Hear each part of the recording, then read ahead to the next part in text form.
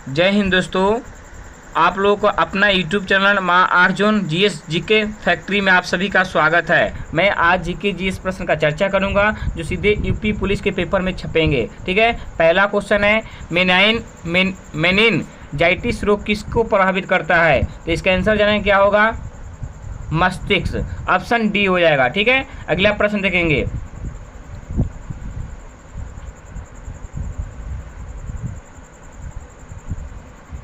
अगला प्रश्न है सौर सेल को बनाने में किस तत्व का उपयोग होता है? तो इसका आंसर क्या हो जाएगा? जानेंगे।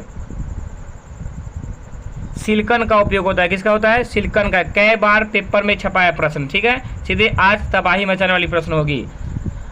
हजामत का शीशा कौन सा होता है? उत्तल दर्पण होता है कि अवतल दर्पण होता है?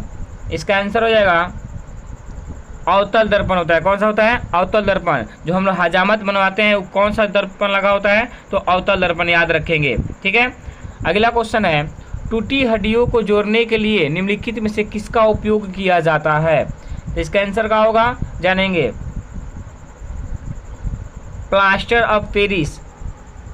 किसका उपयोग किया जाता है? प्लास्टर ऑफ पेरिस का उपयोग किया जाता है और इसका उपयोग मूर्ति बनाने में भी किया जाता है, याद रखेंगे। 5 नंबर क्वेश्चन है जिले में मोहनजोदारो कहाँ स्थित है? तो इसका आंसर हो जाएगा लड़काना में। कहाँ है? लड़काना में। लड़काना कहाँ पड़ता है? पाकिस्तान में पड़ता है, याद रखिएगा। मोहनजोदारो का खोज किसने किया था? तो रखलदास बनर्जी ने किया था 1922 में। ये भी याद रखेंगे। मोहनजोदारो किस नदी किनारे स्थित है? तो सिंधु नदी किनारे। ठीक है, याद रखेंगे। क्वेश्चन 6 जानेंगे राज अपहरण की नीति को किसने प्रारंभ किया था? इसका आंसर क्या होगा? लॉर्ड डलहौजी होगा। क्या होगा? लॉर्ड डलहौजी। और लॉर्ड डलहौजी के द्वारा व्यवता का सिद्धांत अपनाया गया था और हड़प का नीति लॉर्ड डलहौजी ने ही अपनाया था। ठीक है, याद रखेंगे। लॉर्ड डलहौजी के शासनकाल में भारत में रेल 16 अप्रैल 1853 में मुंबई से थाने के बीच चली थी, इन्हीं के शासनकाल में। और लॉर्ड डलहौजी के ही शासनकाल में भारत में डाक विभाग की स्थापना 1854 में किया गया था। क्वेश्चन नंबर 7 जानेंगे हम भारत का लौह पुरुष किसको कहते हैं? तो ऑप्शन डी हो जाएगा सरदार पटेल को। किसे कहते हैं? सरदार पटेल को। भारत का प्रथम उप प्रधानमंत्री सरदार पटेल को कहते हैं। भारत का प्रथम गृह मंत्री सरदार वल्लभ भाई पटेल को कहते हैं। इनका पूरा नाम था सरदार वल्लभ भाई पटेल।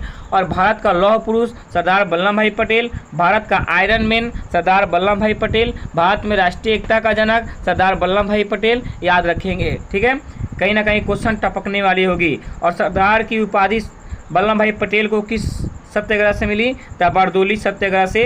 ये भी बात याद रखेंगे। क्वेश्चन नंबर 8 जानेंगे नमक सत्याग्रह के समय गांधी जी के गिरफ्तार हो जाने के बाद आंदोलन के नेता स्वरूप उनका स्थान किसने लिया? तो इसका आंसर जानेंगे क्या होगा? अब्बास तैयबजी ने लिया था। किसने लिया था? अब्बास तैयबजी ने लिया था, याद रखिएगा। नमक सत्याग्रह कब हुआ था? 1917 में बिहार के चंपारण जिला में। क्वेश्चन नंबर 9 जानेंगे किसने सचिंद्र सन्याल द्वारा स्थापित हिंदुस्तान रिपब्लिक एसोसिएशन का नाम बदलकर हिंदुस्तान रिपब्लिक एसोसिएशन कर दिया था? तो इसका आंसर होगा चंद्रशेखर आज़ाद ने। किसने किया था? चंद्रशेखर आज़ाद ने, याद रखिएगा। क्वेश्चन नंबर लास्ट जानेंगे आज के लिए भारतीय संविधान में समवर्ती सूची किसके संविधान से ली गई है? तो इसका आंसर हो जाएगा ऑप्शन डी ऑस्ट्रेलिया के संविधान से ली गई है समवर्ती सूची, याद रखेंगे। सबसे पहले संविधान किस देश में बना था? तो अमेरिका में। कब? 1787 में बनकर तैयार हुआ और 1789 में लागू हुआ अमेरिका में। और भारत में 26 नवंबर 1949 को बनकर तैयार हुआ और 26 जनवरी 1950 को लागू किया गया। इस सीधे कहीं ना कहीं पेपर में तबाही मचाने वाली प्रश्न होगी, सीधे छपेगा। जय हिंद।